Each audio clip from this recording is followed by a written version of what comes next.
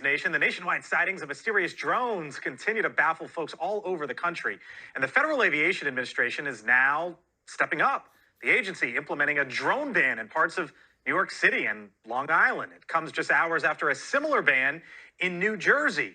Joining us now, News Nation special correspondent and investigative journalist, Ross Coldheart. Ross, thanks for being with us tonight. Appreciate it. Always great to speak with you. It's a pleasure to be here, Blake. So we spoke to a lot of folks this week here on this issue. I wanted to get your reaction to two in particular. I had Leroy Chow, who is an astronaut and has been on the International Space Station.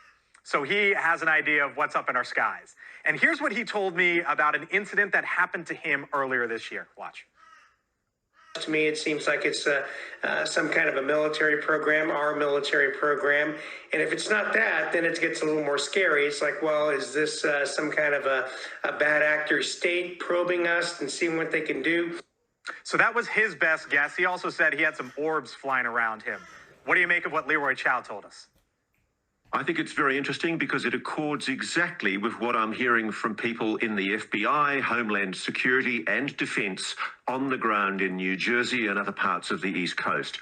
We're now not just talking about what you would call conventional drones, Blake. These are objects that in some cases are luminous orbs, golden luminous orbs. And nobody tells me that they are what they think are drones. Increasingly, it looks like the authorities are backing down on what they've previously assured us, that these are legal craft. As recently as 3 days ago, they said categorically that everything in the air were either unmanned or manned craft that were legally flying. And we now know, because of the ban, that's not the case at all.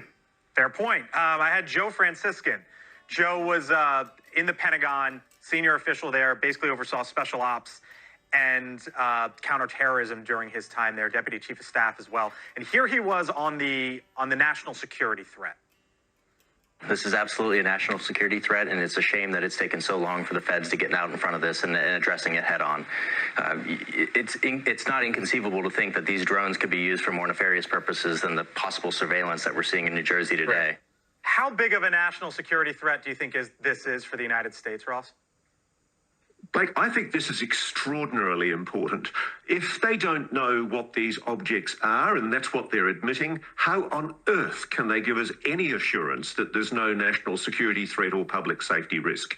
That's the issue. We still don't know what these objects are. Some of them, and you'll see this in our special report this weekend, are 3 to 5 meters wide. They are nation-state, in the words of our informants, nation-state-sized drones. This is serious because the only people capable of putting this kind of technology up are well-resourced nation-states.